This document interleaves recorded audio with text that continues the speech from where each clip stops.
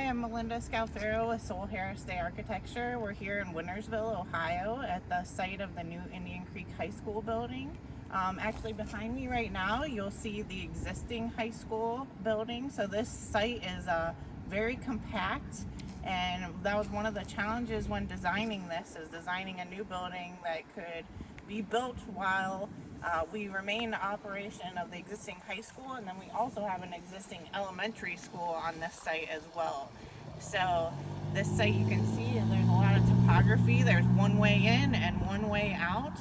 So we chose to site the new building. It's actually directly behind where you're looking now. And it's close to their high school stadium. So trying to bring a more campus type feel to the new building. Now we're looking at the brand new Indian Creek High School building. So back here was that existing high school building. So you come up the hill and you're greeted with the new high school building, and then around to the side back here you can kind of get a glimpse of the stadium. So we'll show you that a little bit more later.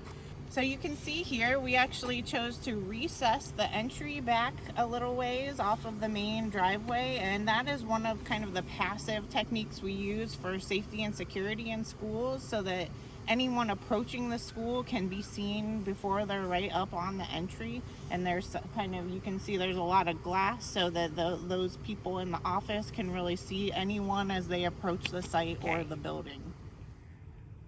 So here I wanted to talk a little bit about the different materials we chose for the building. So we're in a part of the state that where there's a lot of natural shale. So we use this dark brick to kind of emulate the shale that's prevalent in this area.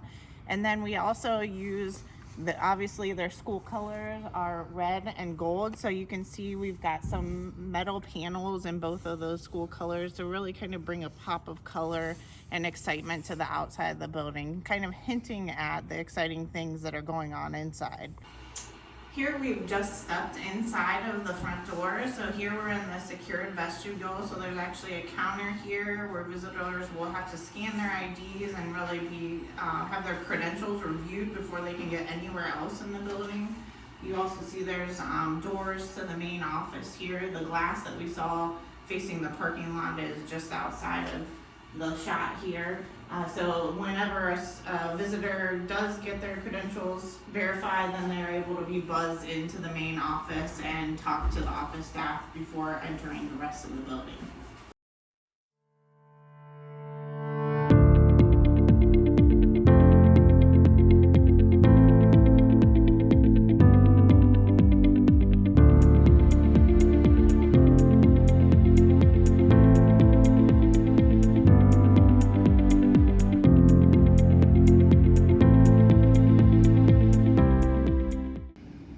So this building not only is the new high school, but we also incorporated the board offices. So we wanted them to have their own presence and feeling as you approach the building. So we created their own main side entry for the board office area. So it is a part of the high school and they have direct access, but they also have their own entry and own space. And as I mentioned before, another unique aspect of this project is we really also used as an opportunity to give their stadium a facelift. So we built these two new stadium buildings, again, kind of tying everything in together and making this feel more like a holistic campus. All right, here we are inside. That you can see the main entry that we came in is just behind me here. So we really wanted this to feel kind of like the heart of the high school. So we've got this large 2-story volume space to really be kind of the interconnection of all of the main spaces in the high school. So on my left over here, this is a large collaboration stair with regular egress stair that leads you down into the cafeteria. And as you kind of pan around, you can see we've got this beautiful east-facing glazing that faces the woods here. You can also see that we popped up the roof to try to get as much natural light to flood this space as possible. So that was one of our strategies. is really to get as much natural light as we could in here. And also you'll start to see as we move through the building, we've tried to use a lot of natural materials and colors. I know it's hard to see now because there's a lot of white. We're still in the process of painting, but we really drew on nature as our inspiration for the interior design and the color palette and material palette. So this space here really kind of, like I said, interconnects everything. So we'll look in a little while, but the academic area is kind of segregated back here. It's connected to the space, but can be very separated from a security standpoint.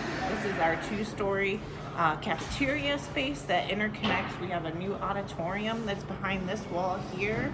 We have, and I'll kind of walk down the hallway here, and we'll show you, we've got this beautiful gymnasium space. So one of the things that became really important for the district as we started the design process we want to incorporate a walking track as a resource for the community. So if we were able to incorporate that into the design of the new gym. So I'm gonna stay off because the sign says so, but we'll take a peek in here. So you can see we've got kind of this walking track here that has direct access off of our hallway space. They also have an exterior door so that they can allow community access via card swipe.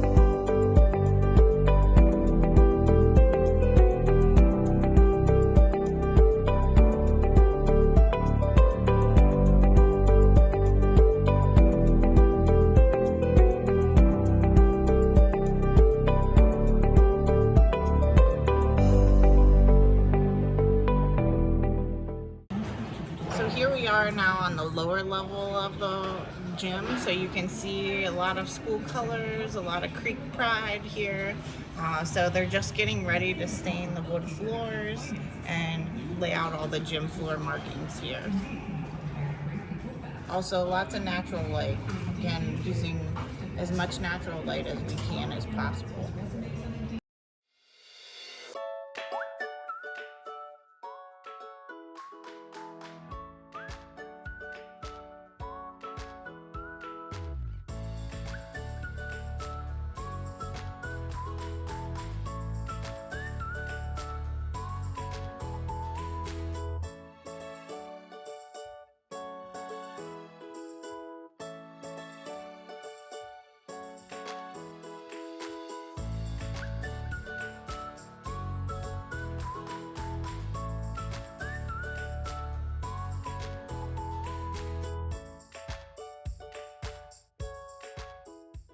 So here we are on the lower level of the cafeteria, so just another view of the space that again serves as this collection point for all of the main program spaces. So you can see our glass here. We really tried to bring that yellow form from outside to in. This large gray wall here will eventually have wood slats on that, so really warming up the space, allowing those nice natural materials that will look like these over here. So these will be trophy cases over here and below. And we'll actually have up above here, we'll have just a really beautiful large wall covering with a nature scene and some acoustical fins. So it will be what we call a lenticular wall. So depending on how you look at it, what angle that you're looking at it, you'll see either all of the acoustical blades, or as you get more straight on, you get to see more of that natural scene. So allowing some movement and what you're seeing inside this space.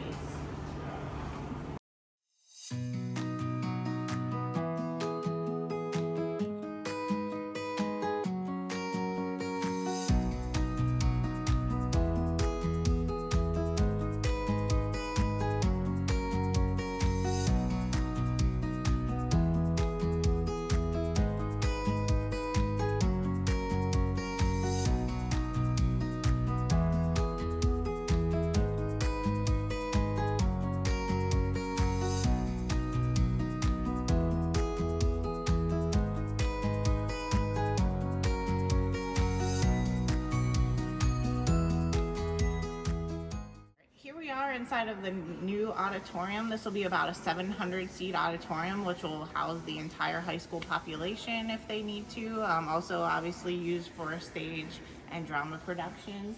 One really cool thing about this, our stage is actually at the same level as finished floor, so we kind of scooped out the earth to create our slope seating area, and then the large door you see there on the side of the stage actually goes right into the band room so that they can easily bring things on and off the stage.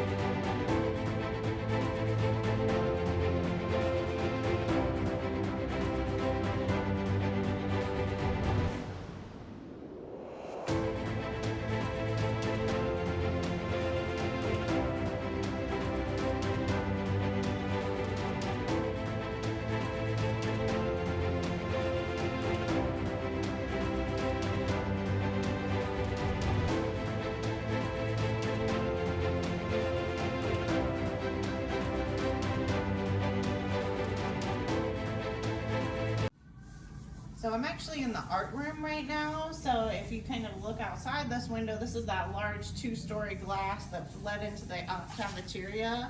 And this art room is right off of that same outdoor area. So we were actually gonna have this wonderful outdoor learning area here that can be used as an extension of the cafeteria for lunch, and also has kind of an amphitheater tiered seating, also directly accessible by the art room. So we're now still in the cafeteria space. Behind me you can see that collaboration stair a little better. It's going to be a beautiful space that can be used in conjunction with the cafeteria, or also, as you can see, we've got a wall here where we can have projection surface, so it can really be used as a learning space as well. As we kind of move over here, this is actually an open media center.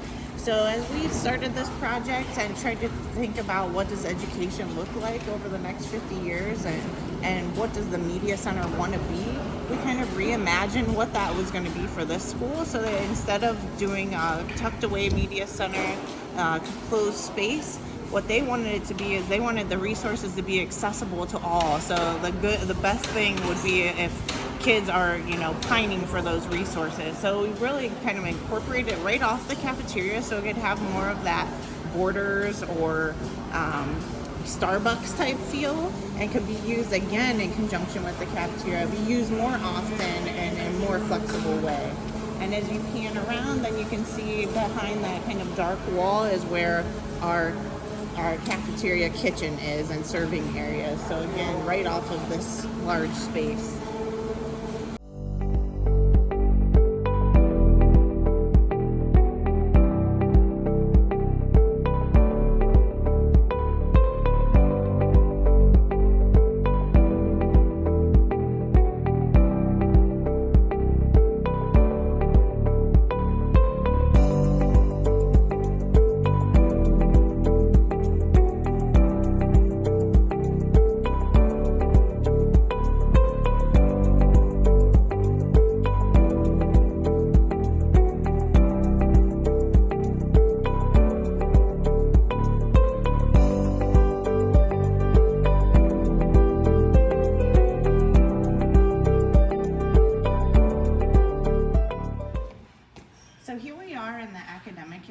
So as you can tell, even by the construction noise, it's a much more separated part of the building from the rest of that large kind of scaled cafeteria and high volume spaces. So here, as we started this project, the district really wanted to reimagine what education is going to look like over the next 50 years. And so we talked a lot about flexibility, collaboration, and things like that. We also wanted to make sure that teaching and learning could happen everywhere. So we're building this building. How can we make sure that we're using all of it for education? So as we walk into the academic area, we kind of arrange this in pods by subject matter. So we're on the second floor now. So over here is language arts, and over here is social studies. So as we enter in, you'll see that language arts kind of has their own pod that can be used flexibly. So we have a number of different size learning spaces that surround a large, what we call extended learning area. So you can see here we have this, rather than using a dedicated corridor, we have this large flexible area that can be filled with flexible furniture used as an extension of the classroom, or space where classrooms can gather together and interconnect. We are inside of one of the classrooms that's off of the extended learning area. So you can see here we've got a large glass garage door. So again, they can lift that up and be interconnected to that space, or pull it down and it has sound seals all around it and be very separate, depending on the learning activity that's going on. Here you can see we've got movable wall between two classrooms so that these classrooms can open up and collaborate. It's also a utilitarian surface because it has marker board all over that wall surface as well.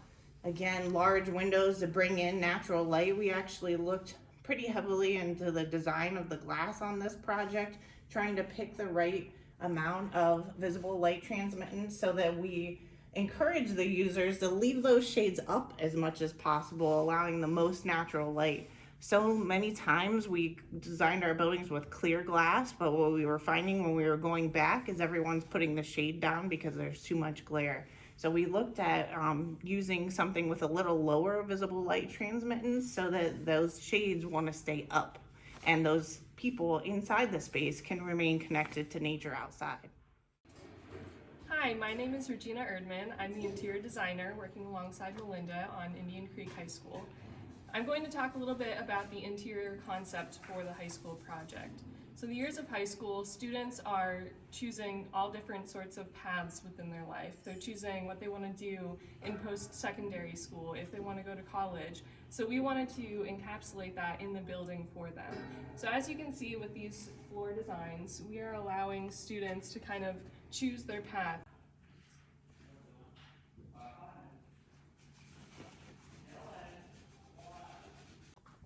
Along with the concept of choosing your own path, students have choice and flexibility of furniture. We're designing schools a lot with mobile furniture to allow quick interaction and collaboration, flexibility within the classroom. Each of these tables will have a marker board surface for ease of collaboration again, as well as another teaching tool for the students. Tables are unlocking casters that can be moved out into the extended learning space or reconfigured easily within the room. And you'll see in the back there, we have some standing height tables, so students can choose whether they want a seated height or a standing height. So right here, we're at the entry to the academic area. So you can see we have a set of doors here, and these are actually on a panic button. So in the event from a security standpoint that the academic area needs to be locked down, these doors would be automatically locked. It also functions really well for after-school activities, allowing the public to intermingle all in the public spaces of the building while keeping the academic spaces locked and secured. So right now we're standing in a transition area. There will be lockers lining the walls, a bench here. So this is what we like to call the discovery area of the paths that the students have to choose from. So as you walk this way through the exploration area, you can see that the wall colors are a little bit darker. We're a little bit more compressed with the ceiling. And as we walk into what would be the discovery, the ceilings raise, you have a lot more natural light, and the finishes just pop. So now we're entering the area of discovery, which is the extended learning areas.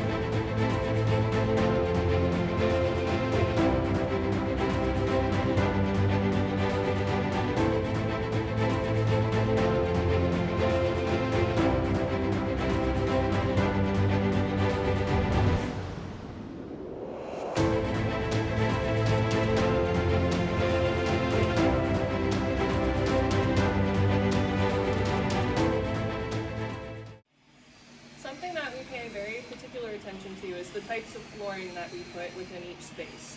So here I'm standing on carpet tile that, as you can see, is kind of a heavier pattern, darker material, and this is for the overall cleanliness of the carpet for the district.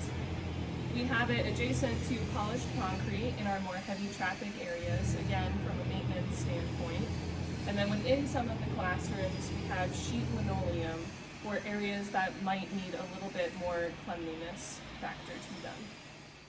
So in addition to the things that Regina was talking about, we also really want to think about, using materials that are sustainable and from not only a first initial standpoint, but also from a long-term standpoint.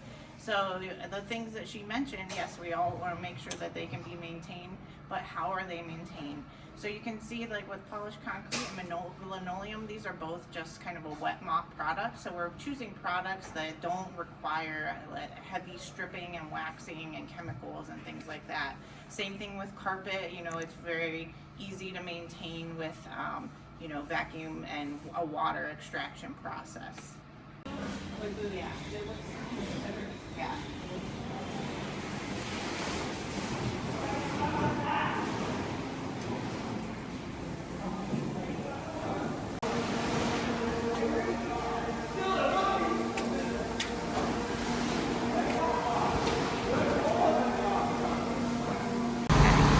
So I mentioned before the glass design for this project. Another aspect of that, not only did we look at visual light transmittance of the actual glass product itself, but we also used ceramic frit to help control glare in spaces where we didn't necessarily want to use blinds. So that large 2-story cafeteria curtain wall is right here. So you can see above the door line, we have a 40% ceramic frit on the inside of the glass, and actually at the very top of the glass, we have a 60% frit.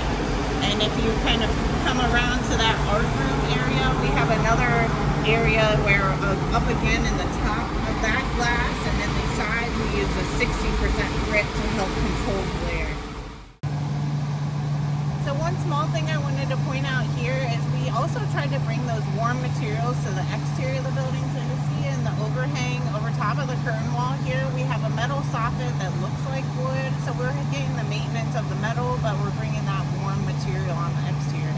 You also saw that at the front entry, although I forgot to mention it there. So here you can see kind of all the materials that we chose on the building. We've got the red brick, we've got the dark brick that emulates the shale. We also use the way that we use the dark brick, we were trying to emulate the layering of the shale and the rock around here. So you can see we use that to really anchor the building on the lower parts of the form. And we even have kind of a little cantilever here to kind of make the top of the form feel a little bit lighter. We've got the peaked roofs, again, that kind of help emulate the hills and valleys around this area, also helping us to fit into the residential context of the site. The topography of the site allowed us to have grade level access for both floors, but one of the challenges there was creating enough exterior space on that lower level so that you got the natural light and the access to the outdoors that we wanted. So you can see we've used this large retaining wall here to create an outdoor learning area for that lower level, also bringing it up to create a signage opportunity as you enter and approach the building. Here we are in the outdoor learning area. I know it's a lot of mud now, but imagine we're going to have this beautiful poured-in-place concrete bench creating seating all along the perimeter here with plantings behind it to kind of soften up the landscape out here. We also are going to have seating areas out here for outdoor classes and a turf area as well, so allowing students to really kind of engage on the ground level but not require maintenance within this area.